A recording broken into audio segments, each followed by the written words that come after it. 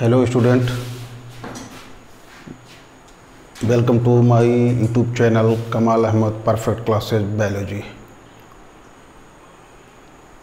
Dear student, आज हम इस वीडियो में चर्चा करेंगे synthesis of RNA, synthesis of RNA from DNA transcription, मतलब डीएनए से आरएनए का फॉर्मेशन, डीएनए से आरएनए का फॉर्मेशन जिसे हम ट्रांसक्रिप्शन के नाम से जानते हैं, जो प्रोटीन सिंथेसिस का पहला पार्ट है, जो प्रोटीन सिंथेसिस का पहला पार्ट है। तो चलिए स्टार्ट किया जाए। अगर हम इस कॉन्सेप्ट को देखें कि डीएनए में न्यूक्लियस में जो डीएनए न्यूक्लियोटाइड पाई जाती है, उस डीएनए स्ट्रैंड पर क्या होता है, adenine, thymine, guanine, cytosine, adenine, guanine, cytosine और थाइमिन का नाइट्रोजनस बेस का सीक्वेंस पाया जाता है, जो मैं लिखने जा रहा हूं यहां पे। एडेनिन, थाइमिन, गुआनिन, साइटोसिन, इसी सीक्वेंस, अगर ये सीक्वेंस है तो इसका मतलब ये हो गया कि ये डीएनए है। क्या है ये? डीएनए है। अब हमारी टॉपिक है आज की, इसी डीएनए न्यूक्लियोटाइड से जो एटीजीसी फॉर्म में है न्यूक्लियोटाइड बेस पेयर, इसको हमें चेंज करना है आरएनए में, इसको हमें चेंज करना है आरएनए में, इससे हमें आरएनए बनाना है। तो एकदम कॉन्सेप्ट क्लियर रखिए कि अगर आरएनए बनाना है तो एटीजीसी चेंज होगी किसमें? एयूजीसी में। ठीक है, अब हम देखेंगे कि ये चेंज हो रही है किसमें? एयूजीसी में। तभी तो यार आरएनए बनेगी। ठीक, एटीजीसी ऑफ डीएनए और change into AUGC of RNA. DNA जो पहले से अवेलेबल है न्यूक्लियस में डीएनए न्यूक्लियोटाइड के रूप में, जिसमें नाइट्रोजनस बेस का जो सीक्वेंस है एटीजीसी, ये चेंज होगी एयूजीसी में, तभी आरएनए का फॉर्मेशन होगा, जिसे हम डीएनए का ट्रांसक्रिप्शन कहते हैं, और फॉर्म बनता है क्या? आरएनए। ठीक, यहाँ पे हेडिंग हमने दे दिया है, synthesis of RNA bye DNA transcription. तो ये ध्यान रहे कि जो एटीजीसी सीक्वेंस है नाइट्रोजनस बेस का डीएनए का, उसको वहाँ से आरएनए का बनना है एयूजीसी के रूप में। इसके लिए एक विशेष प्रकार की एंजाइम होती है जिसकी डोमिनेंट रोल होती है, ध्यान रखेंगे इसको, जिसे हम कहते हैं आरएनए पॉलीमरेज। क्या बोलते हैं? RNA polymerase. आरएनए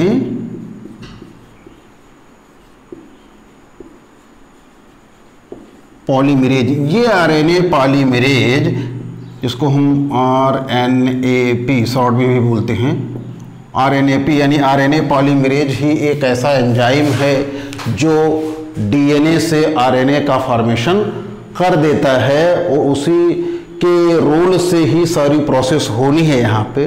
तो इसको हमें ध्यान रखना है बेटा कि आरएनए पॉलीमरेज जो एक डोमिनेंट रोल प्ले करती है डीएनए से आरएनए के फॉर्मेशन में। ठीक, अब डीएनए से आरएनए का फॉर्मेशन आरएनए पॉलीमरेज के थ्रू कैसे होता है? एक लंबी प्रोसेस है, ये एक लंबी प्रोसेस है जिसमें 3 स्टेप होते हैं, क्या? इनिशिएशन, इलांगेशन और टर्मिनेशन। इसकी थोड़ी सी चर्चा हमने करी थी वहाँ पिछले वीडियोस में, और तब हमने कहा था इसकी अलग वीडियो हम बनाएंगे। तो वो आज उसी टॉपिक का डिटेल वीडियो हम यहाँ लेके आए हैं। यहाँ पे हमें आरएनए का फॉर्मेशन कराना है फ्रॉम डीएनए न्यूक्लियोटाइड से। तो अब हम शुरू करने जा रहे हैं 3 स्टेप में, इनिशिएशन, इलांगेशन और टर्मिनेशन, जिसके थ्रू होगा क्या? आरएनए का फॉर्मेशन होगा। ठीक, तो हम लिखते हैं पहले इनिशिएशन, इलांगेशन एंड टर्मिनेशन।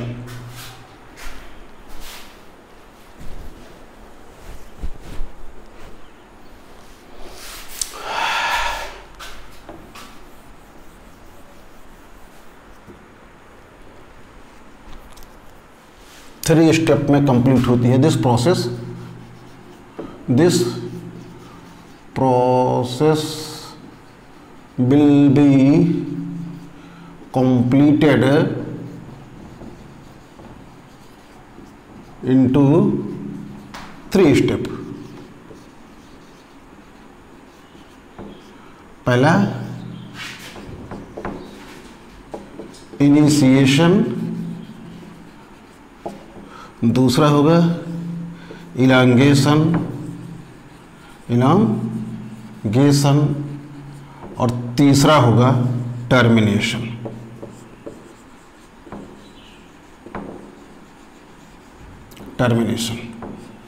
इन्हीं 3 स्टेप में आरएनए के सिंथेसिस की प्रोसेस होती है। तो चलिए शुरू करते हैं। इनिशिएशन में होता क्या है बेटा, जिस डीएनए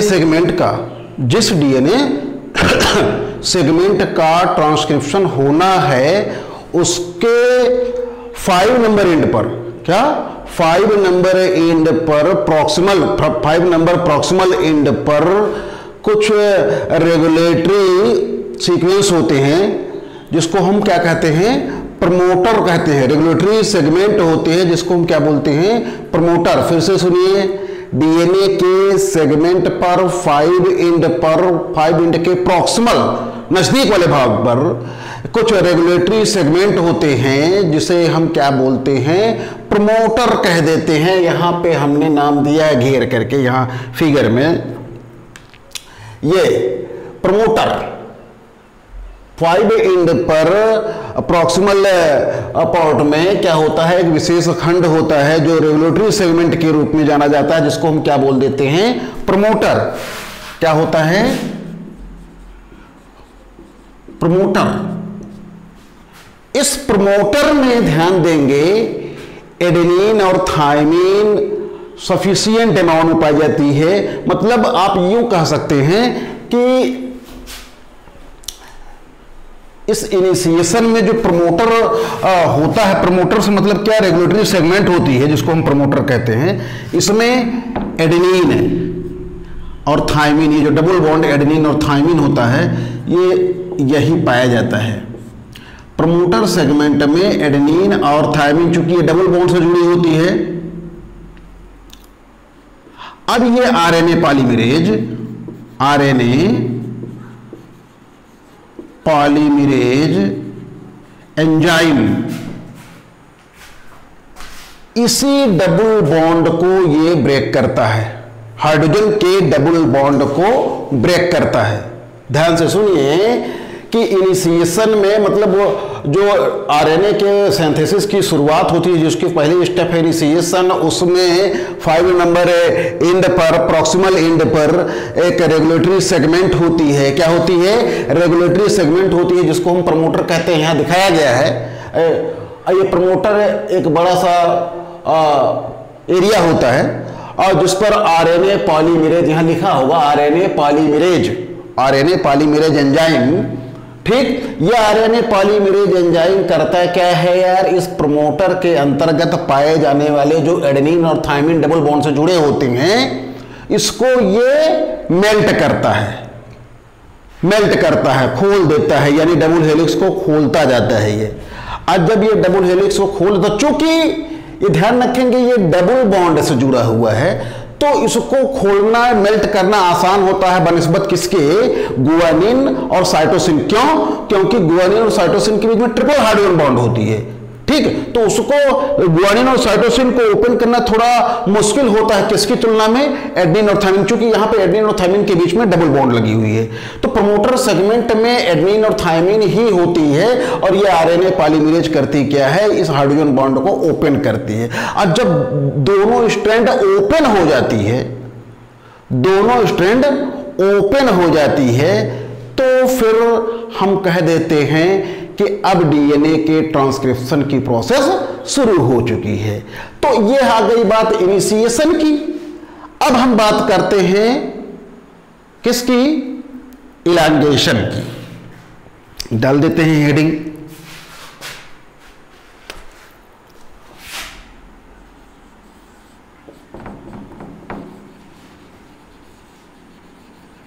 इलांगेशन।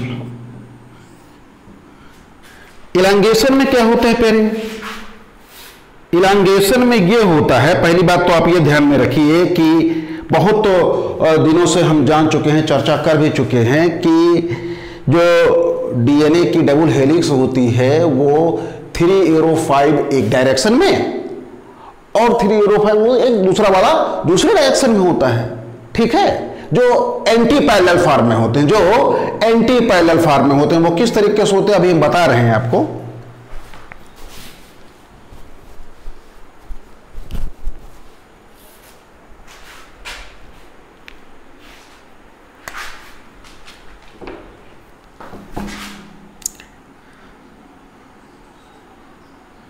थ्री एरो 5 एक डायरेक्शन में, तो 503 ये एंटी डायरेक्शन, मतलब एक ये दिशा, एक 305 एक दिशा में एक डायरेक्शन में, तो और 503 दूसरे डायरेक्शन में होती है। ये कॉमन चीज है, बहुत दिनों से हम लोग चर्चा करते चले आ रहे हैं। ठीक, अब यहां पे आपको ध्यान देना है कि ये जो आरएनए पॉलीमरेज है यार, आरएनए पॉलीमरेज है, वो करती क्या है? सहायता करती है न्यूक्लियोटाइड को, न्यूक्लियोटाइड को 5 एरो 3 पर, न्यूक्लियोटाइड को 3 नंबर स्ट्रैंड से जोड़ करके, 3 नंबर स्ट्रैंड को जोड़ करके पॉलीन्यूक्लियोटाइड के सिंथेसिस में 5 एरो 3 में, 5 एरो 3 में वो इंक्रीज करती है। फिर से सुनिए, ये 5 एरो 3 में वो सिंथेसिस करने में सहायता कर सकता है, सिंथेसिस करने में सहायता कर सकता है। फिर से सुनिए, ये आरएनए पॉलीमरेज, ये आरएनए पॉलीमरेज करता क्या है? ये आरएनए पॉलीमरेज करता क्या है? न्यूक्लियोटाइड मॉलिक्यूल को 3 नंबर स्ट्रैंड से जोड़ते हुए, 3 नंबर स्ट्रैंड से जोड़ते हुए पॉलीन्यूक्लियोटाइड के सिंथेसिस में 5 एरो 3 एंड पर वो सिंथेसिस कराने में सहायक होता है। ठीक, अब अपने पुरानी बात पे आते हैं। अब हम पुरानी बात पे आते हैं। चूंकि ये आरएनए पॉलीमरेज स्ट्रैंड को, डबल हेलिक्स को खोल दिया, हाइड्रोजन बॉन्ड को तोड़ दिया है, तो अब 2 स्ट्रैंड बने डीएनए के, एक स्ट्रैंड ये और एक स्ट्रैंड ये। ठीक है, अब ये करता क्या है? इस 3 एरो 5 वाला एंड, 3 एरो 5 वाला एंड, 3 एरो 5 वाले इंड को, इस इंड को देख रहे हैं ना, ये सूत्र जो है नीचे वाला, जो नीले कलर से दिखा दिया हमने यहां पे, ये इसको हम कह देते हैं बेटा टेम्पलेट स्ट्रैंड। क्या बोलते हैं? Template strand. यहां हम फिर से देख लेते हैं, मिटा दें उसको, ओवरलैप नहीं कराना चाहते हैं।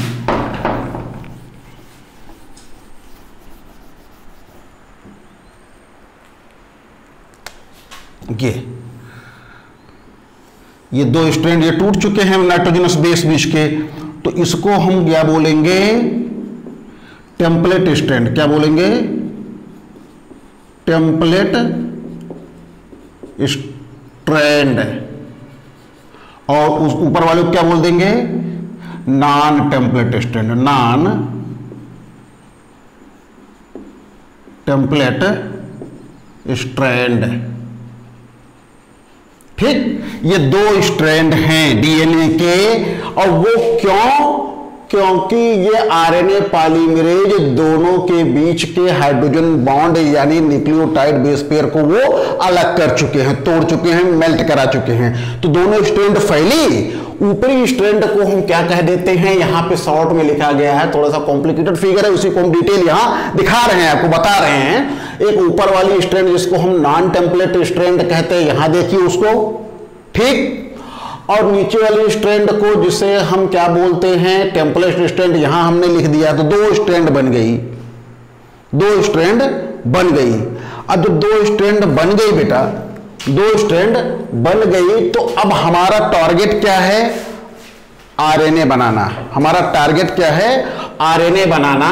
तो इसमें होता क्या है ये ध्यान रखेंगे, आरएनए बनाने के लिए आरएनए पॉलीमरेज की आवश्यकता होती है। तो यहां पे लिखा गया है, यहां पे क्या लिखा गया है बेटा? mRNA।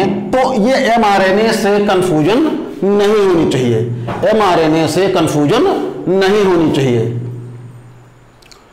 mRNA से कंफ्यूजन नहीं होनी चाहिए। मतलब ये कि ये mRNA, आप सोचेंगे कि mRNA कहां से टपक गया, अभी आरएनए बना ही नहीं है, अभी आरएनए बना ही नहीं है, तो mRNA आया कहां से? ये mRNA आप इस तरीके से इमेजिन करें, आप इस तरीके से इमेजिन करेंगे कि ये आरएनए पॉलीमरेज है। ये जो 503 दिखा रहा है रेड कलर से हमने, ये आरएनए पॉलीमरेज एंजाइम है ना? तो आप कंफ्यूज होंगे कि हाँ टॉपिक है हमारी आरएनए बनना, अभी आरएनए बना नहीं, तो mRNA आया कहां से? तो आप ये ध्यान रखेंगे कि ये आरएनए पॉलीमरेज एंजाइम है, आरएनए पॉलीमरेज एंजाइम है। और 2 स्ट्रैंड, ऊपर वाली स्ट्रैंड नॉन टेम्पलेट स्ट्रैंड और नीचे वाली स्ट्रैंड टेम्पलेट स्ट्रैंड। क्यों? क्योंकि दोनों के बीच की हाइड्रोजन बॉन्ड न्यूक्लियोटाइड बेस पे टूट चुकी है, जो आरएनए पॉलीमरेज ही तोड़ी है। ठीक, मेल्ट कराइए। इसके बाद जब ये आरएनए पॉलीमरेज एंजाइम एमआरएनए के रूप में आके जुड़ती है, तो ध्यान रखेंगे ये कॉम्प्लीमेंट्री होती है। कौन कॉम्प्लीमेंट्री होती है? टेम्पलेट स्ट्रैंड की। कौन कॉम्प्लीमेंट्री होती है? Template strand. किसकी कॉम्प्लीमेंट्री होती है? नॉन टेम्पलेट स्ट्रैंड की। यानी हम इसको यहां देख लें कि ये टेम्पलेट स्ट्रैंड जो होती है कॉम्प्लीमेंट्री होती है, मतलब ये कि ये इससे जुड़ सकती है, जुड़ी ही थी, जुड़ी ही तो थी, उसको आरएनए पॉलीमरेज ने हाइड्रोजन बॉन्ड को तोड़ दिया। तो अब हमारा टारगेट है आरएनए बनाना। तो आरएनए पॉलीमरेज एंजाइम यहां आएगी, यहां जो दिख रहा है रेड कलर से। ठीक, अब यहां पे mRNA यानी आरएनए पॉलीमरेज एंजाइम आ रही 503 के रूप में। तो प्यारे आपको ध्यान देना है, ये टेम्पलेट जो स्ट्रैंड है ये कॉम्प्लीमेंट्री है इसकी, और जुड़ कौन रहा है? mRNA। जुड़ कौन रहा है? mRNA। ये जो टेम्पलेट स्ट्रैंड है देख रहे हैं ना, ये टेम्पलेट स्ट्रैंड कॉम्प्लीमेंट्री होती है नॉन टेम्पलेट स्ट्रैंड की, कॉम्प्लीमेंट्री होती है। ठीक, तो अब यहां जुड़ कौन रही है? mRNA। कौन जुड़ रही है? mRNA। यानी अब mRNA जो है इस पे जो प्रॉपर्टी है, यानी इस पे जो नाइट्रोजनस बेस है mRNA पर, वो इस नॉन टेम्पलेट स्ट्रैंड के इक्विवेलेंट होता है। थोड़ा टॉपिक कॉम्प्लिकेटेड है, ध्यान से सुनेंगे तो क्लियर होगा। ठीक, आगे चलें। अब देखिए, अब जब ये mRNA यानी आरएनए पॉलीमरेज एंजाइम आकर के जुड़नी है, तो mRNA पॉलीमरेज एंजाइम पर पाए जाने वाली जो नाइट्रोजनस बेस की सीक्वेंस है, वो सीक्वेंस इस नॉन टेम्पलेट पर पाए जाने वाले स्ट्रैंड के इक्विवेलेंट होती है, समान होती है, तभी तो आकर के जुड़ेगी यार यहां पे, क्योंकि इसका कॉम्प्लीमेंट्री ये है। और इस बेस पर हम कहते क्या हैं? इस mRNA मॉलिक्यूल पर, इस mRNA मॉलिक्यूल पर नॉन टेम्पलेट की कोडेड मैसेज होती है। फिर से सुनिए, ये mRNA जिसको हम आरएनए पॉलीमरेज एंजाइम कहते हैं, जब ये आके जोड़ने लगता है तो इस पे mRNA पर पाई जाने वाली जो प्रॉपर्टी है, जो नाइट्रोजनस बेस का क्रम है, वो इसके इक्विवेलेंट होता है, नॉन टेम्पलेट स्ट्रैंड के इक्विवेलेंट होता है, तभी आकर के जुड़ेगी वो। ठीक, तो इस बेस पे ये कहा गया कि इस mRNA पर नॉन टेम्पलेट स्ट्रैंड की कोडेड मैसेज होती है। मतलब ये कि यहां पे आकर के बेटा जो जुड़ेगी, यहां ये mRNA जो जुड़ रही है, इसी mRNA पर इसकी जो है कोडेड मैसेज होती है। क्या होती है? कोडेड मैसेज होती है। किसकी कोडेड मैसेज होती है? नॉन टेम्पलेट की कोडेड मैसेज होती है। नॉन टेम्पलेट की कोडेड मैसेज होती है किस पर? mRNA पर। ठीक है, समझ पाए? फिर से मैं दोहरा दूं, जो mRNA आकर के जुड़ती है कॉम्प्लीमेंट्री एलिमेंट के रूप में टेम्पलेट स्ट्रैंड पर, वो mRNA जो है इस नॉन टेम्पलेट पर पाए जाने वाले नाइट्रोजनस बेस के इक्विवेलेंट होती है, तभी आकर के यहां टेम्पलेट पर जुड़ेगी mRNA। ठीक, अब सुनिए यहां क्या हो रहा है, हो ये रहा है कि इस mRNA पर क्या होती है बेटा, कोडेड मैसेज होती है नॉन टेम्पलेट स्ट्रैंड की। इसीलिए नॉन टेम्पलेट स्ट्रैंड को हम एक नाम से और जानते हैं, जिसको हम क्या कह देते हैं, कोडिंग अथवा सेंस स्ट्रैंड। क्या? Sense strand.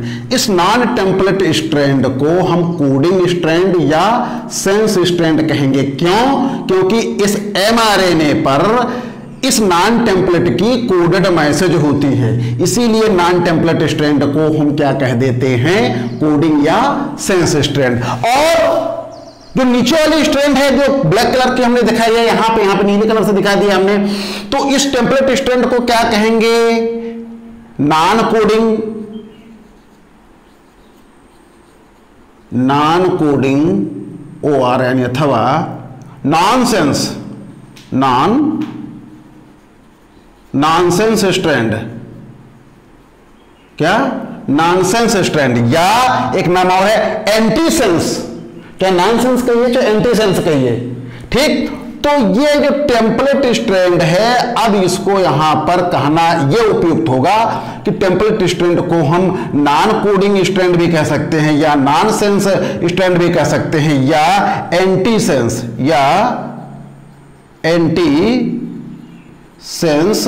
स्ट्रैंड कह सकते हैं।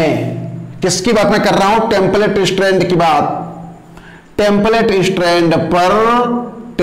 स्ट्रैंड को हम नॉन कोडिंग स्ट्रैंड या नॉनसेंस स्ट्रैंड या एंटीसेंस स्ट्रैंड कहेंगे, ठीक। और ऊपर वाले को जो नॉन टेम्पलेट स्ट्रैंड था, उसको हम कोडिंग स्ट्रैंड या सेंस स्ट्रैंड कहेंगे। क्यों? क्योंकि mRNA पर नॉन टेम्पलेट स्ट्रैंड की कोडेड मैसेज होती है, इसीलिए इसको नॉन टेम्पलेट को हम कोडिंग या सेंस स्ट्रैंड कहते हैं। एक एग्जाम्पल के रूप में हम देखते हैं इसको।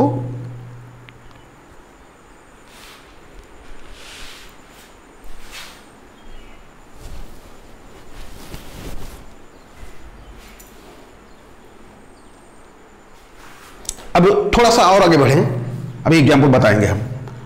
अब जैसे जैसे ये mRNA यानी RNA पॉलीमरेज एंजाइम बढ़ती जाती है, आगे बढ़ती जाती है, वो उस डीएनए के टेम्पलेट स्ट्रैंड के ऊपर कॉम्प्लीमेंट्री एलिमेंट के रूप में जुड़ते हुए आगे की ओर मूव करती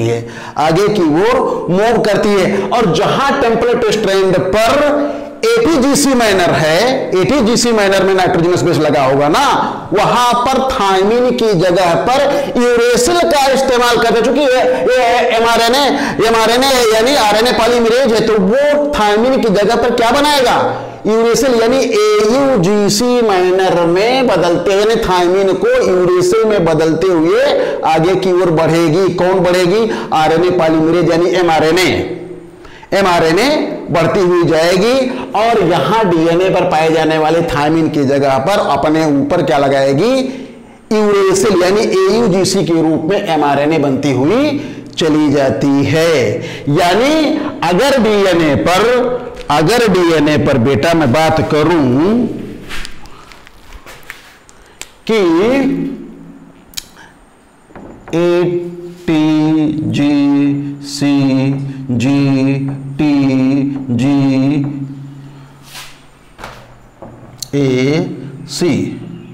ये है, ये नाइट्रोजनस बेस है किसका, डीएनए का। डीएनए का, किस डीएनए का, ये टेम्पलेट, डीएनए के टेम्पलेट स्ट्रैंड का। एक एग्जांपल ले रहा हूं मैं,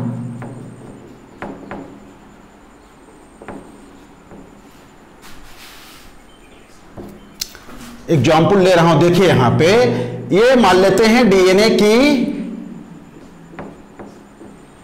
टेम्पलेट,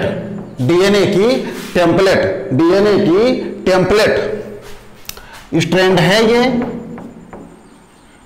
डीएनए की टेम्पलेट स्ट्रैंड है जिसपे ATGCTCTGAC ये नाइट्रोजनस बेस का क्रम है पहले से। अब इस पे क्या बनाना है हमको, आरएनए। तो आरएनए पॉलीमरेज जुड़ेगी तो इसका कॉम्प्लीमेंट्री एलिमेंट क्या हो जाएगा, इसका कॉम्प्लीमेंट्री एलिमेंट आप ध्यान से सुनिए, यहां पे ये ए है तो क्या हो जाएगा यहां पे यू, टी है तो ए, जी है तो सी, ठीक है, सी है तो जी, सी है तो जी, टी है तो यू,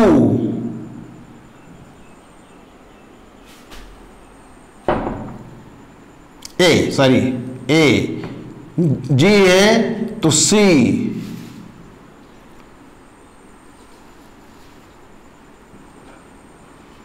और ए है तो यू, और सी है तो फिर जी, ATGCCT GAC। मान लेते हैं कि ये डीएनए के टेम्पलेट स्ट्रैंड पर, ये नाइट्रोजनस बेस का क्रम है। अब इस पे mRNA जब बनेगी यानी आरएनए जब बनेगी बेटा, तो ध्यान से सुनिए, इस mRNA पर कौन सा नाइट्रोजनस बेस का क्रम होगा, यही ना होगा यार, हैं? अब ये डबल बॉन्ड से जुड़ेगा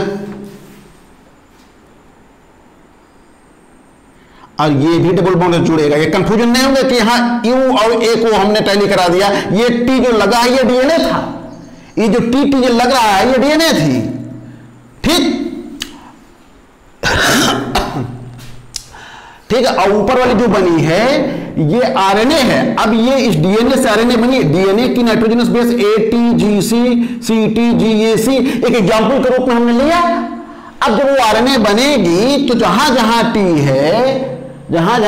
है उस टी की जगह पर वो अपना क्या लगाएगी, यू लगाएगी, ठीक है ना। तो ये नाइट्रोजनस बेस का क्रम हो जाएगा UACGGACU। तो ये क्या बनाएगी, ये आरएनए बन जाएगी, ठीक है।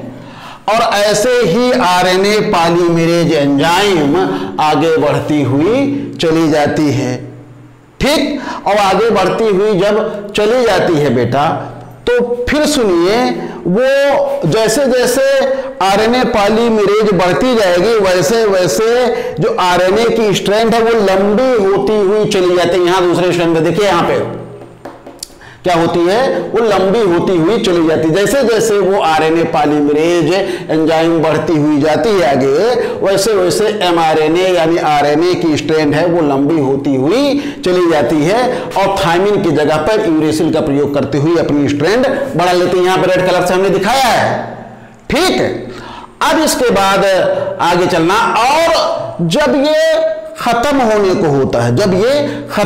को होता है, तो एक छिलके के समान वो एमआरएनए अलग हो जाती है, यानी आरएनए अलग हो जाती है, और डीएनए के फिर वही दोनों पुराने स्ट्रैंड यानी टेम्पलेट स्ट्रैंड और नॉन टेम्पलेट स्ट्रैंड, चूंकि आरएनए पॉलीमरेज एंजाइम रही नहीं है वहां पे, अब वहां पे रही नहीं, वो आरएनए पॉलीमरेज एंजाइम आगे बढ़ चुकी है, तो फिर वो अपने हाइड्रोजन बॉन्ड से फिर से जुड़ जाती है। हमारा टारगेट आप ध्यान रखेंगे कि हमको डीएनए से आरएनए बनाना है, डीएनए को खत्म नहीं करना है, उसके डीएनए के एग्जिस्टेंस को खत्म नहीं करना है, ठीक। डीएनए से आरएनए का बनना है यहां इस टॉपिक पे। तो आरएनए बन जा रही है, जैसे जैसे आरएनए पॉलीमरेज आगे बढ़ती हुई चली जाती है, ये आरएनए जो है AUGC फॉर्म में यानी थायमिन की जगह पर यूरेसिल कॉम्प्लीमेंट्री एलिमेंट के रूप में जुड़ती हुई चली जाएगी, और आरएनए की जो चेन है वो लंबी होती हुई चली जाएगी, और दोनों स्ट्रैंड डीएनए के नॉन टेम्पलेट और टेम्पलेट फिर से आपस में जुड़ते हुए चले जाते हैं, ठीक है। ये तो बात हो गई इलांगेशन की। दो चीजें आप ध्यान में रखेंगे कि जब वो हाइड्रोजन बॉन्ड टूट जाती है तो नीचे वाली स्ट्रैंड क्या बनती है, वो टेम्पलेट स्ट्रैंड, और ऊपर वाली स्ट्रैंड क्या बनती है, डीएनए की नॉन टेम्पलेट स्ट्रैंड। और जब एमआरएनए पॉलीमरेज आकर के जुड़ता है मैसेंजर आरएनए के रूप में, तो तो ये इसकी टेम्पलेट स्ट्रैंड जो होती है नॉन टेम्पलेट की कॉम्प्लीमेंट्री होती है, तो mRNA पर जो नाइट्रोजनस बेस का क्रम होता है वो इस नॉन टेम्पलेट से ताल्लुक रखता है, रिजम्बल करता है, उसके इक्विवेलेंट होता है। और इक्विवेलेंट हो क्यों ना, ये इससे तो पहले जुड़ा था, वो दूसरी चीज आएगी तो इसका रिलेशन इससे होगा, इस mRNA का रिलेशन इससे होगा, तभी आके जुड़ेगी, अन्यथा नहीं जुड़ सकती है वो, ठीक है ना। और mRNA पर नॉन टेम्पलेट की कोडेड मैसेज होती है, इसलिए नॉन टेम्पलेट स्ट्रैंड को हम कोडिंग या सेंस स्ट्रैंड कहते हैं, और टेम्पलेट स्ट्रैंड को इसी बेस पर नॉन कोडिंग या नॉन सेंस स्ट्रैंड या एंटी सेंस स्ट्रैंड हम कह सकते हैं। इसके बाद आगे चलते हैं, तीसरी टॉपिक, तीसरी हेडिंग है जिसको हम क्या कहते हैं, टर्मिनेशन। ठीक है, इतनी चीजें क्लियर हो गई हैं मेरे ख्याल से, बहुत इजी लैंग्वेज में हमने बात करी है, थोड़ा सी कॉम्प्लिकेटेड है लेकिन बहुत इजी वे में हमने बात किया है। बात समझ में आ गई है तो वीडियो को लाइक कर दीजिए।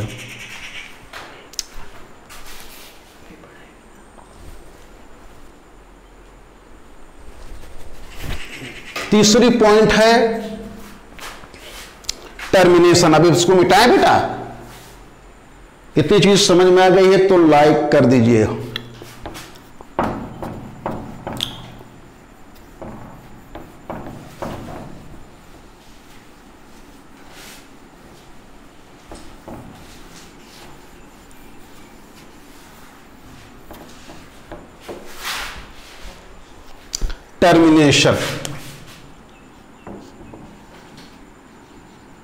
टर्मिनेशन, अब टर्मिनेशन में जैसे इनिशिएशन हुआ था तो इनिशिएशन की शुरुआत प्रमोटर सेगमेंट से हुई थी और उस प्रमोटर में एडेनिन और थायमिन डबल बॉन्ड ही पाया गया था, ऐसे ही टर्मिनेशन वहां से होता है, टर्मिनेशन वहां से होता है डीएनए के डिस्टल एंड पर। इनिशिएशन कहां से शुरू हुआ था, डीएनए के प्रॉक्सिमल माने नजदीक वाला सिरा। टर्मिनेशन कहां से होगा, डीएनए के डिस्टल, दूरस्थ, डीएनए का दूरस्थ सिरा, डिस्टल एंड पर।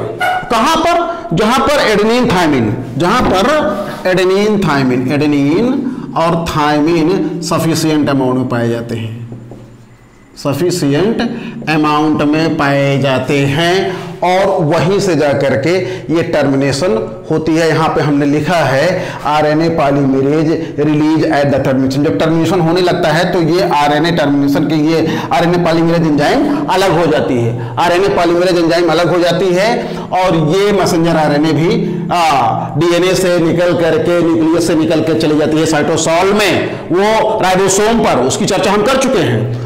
अब यहां पे ध्यान देखने वाली बात है कि टर्मिनेशन में एक चीज होती है बेटा, पॉलिंड्रोम का पहचान होता है। क्या,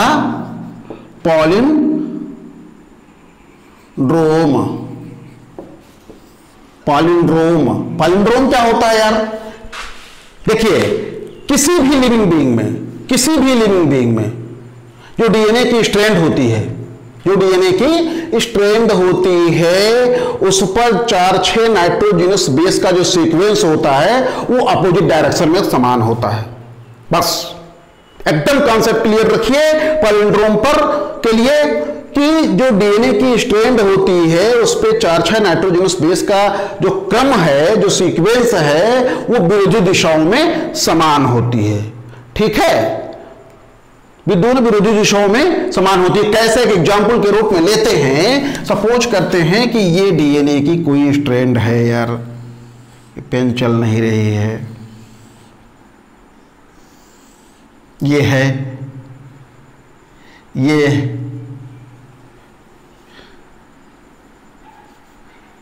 ये 5 इंड है, ये 3 इंड है, ये 3 इंड है, तो ये 5 इंड होगा।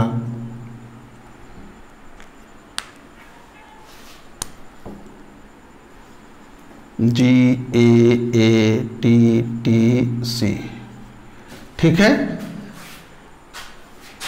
अब बताइए यहां पे, अगर ये GAATTC है तो इसका कॉम्प्लीमेंट्री एलिमेंट 3 पर क्या होना चाहिए? डीएनए की बात मैं कर रहा हूं,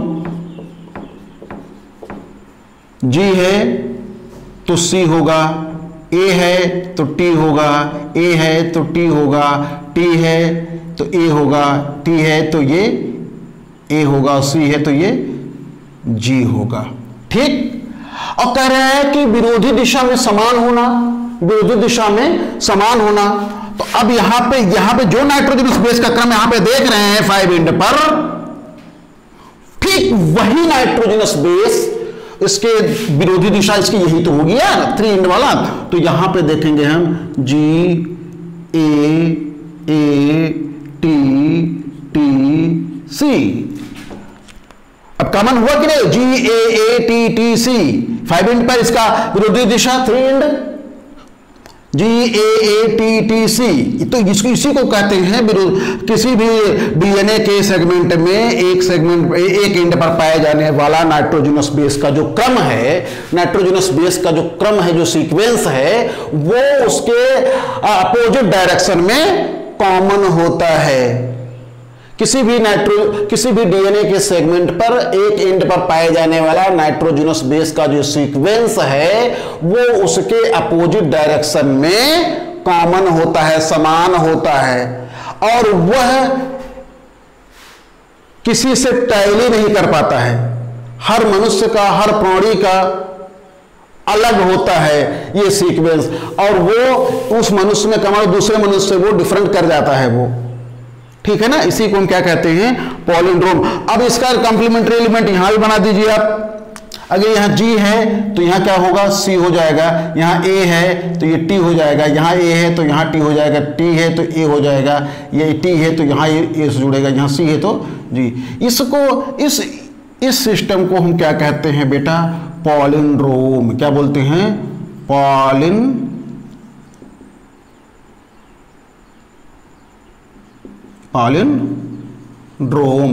ठीक है, अब यही चीज हम दूसरे मेथड से देख लेते हैं। अगर C है G C G C G C, कुछ ऐसा भी एग्जाम्पल होता है, तो यहां या तो इस रूप में होगा, या छोड़ दीजिए इसको, हटाइए, नहीं समझ पाएंगे इसको। इतनी चीज दिमाग में रखिए कि पॉलिंड्रोम के द्वारा ही इसकी टर्मिनेशन होती है। मतलब ये पॉलिंड्रोम की कॉन्सेप्ट दिमाग में रखिए कि डीएनए के किसी भी टुकड़े में एक स्ट्रैंड पर पाए जाने वाला नाइट्रोजनस बेस का क्रम उसके अपोजिट डायरेक्शन में कॉमन होता है, सिमिलर होता है, जो किसी अन्य प्राणी में वो सीक्वेंस नहीं पाया जाता, वो उसकी स्पेसिफिक कैरेक्टर होती है। और इसी से वो हत्या या बलात्कार जैसी घटनाओं के बारे में फिंगरप्रिंटिंग की जो जानकारी होती है, पॉलिंड्रोम की ही आइडेंटिफिकेशन करते हैं, और तब वो संदिग्ध व्यक्ति को हम क्लियर कर देते हैं, है ना, जो विक्टिम है वो उसको हम क्लियर कर देते हैं कि हाँ फला आदमी ने हत्या किया या रेप किया है, जो भी है ना, जो क्राइम किया है, उसी से पहचान लेते हैं पॉलिंड्रोम। ठीक, तो पॉलिंड्रोम से ही यहाँ आरएनए की जो सिंथेसिस हो रही है उसकी टर्मिनेशन की प्रक्रिया हो जाती है। तो ये रही बात पूरी synthesis of RNA from DNA transcription. I hope video को टॉपिक समझ में आया होगा, और अंत में हम अपनी वाणी को विराम देते हैं। वीडियो को लाइक कीजिए, शेयर कीजिए, सब्सक्राइब ना किए हो तो सब्सक्राइब कर लीजिए। थैंक यू, धन्यवाद।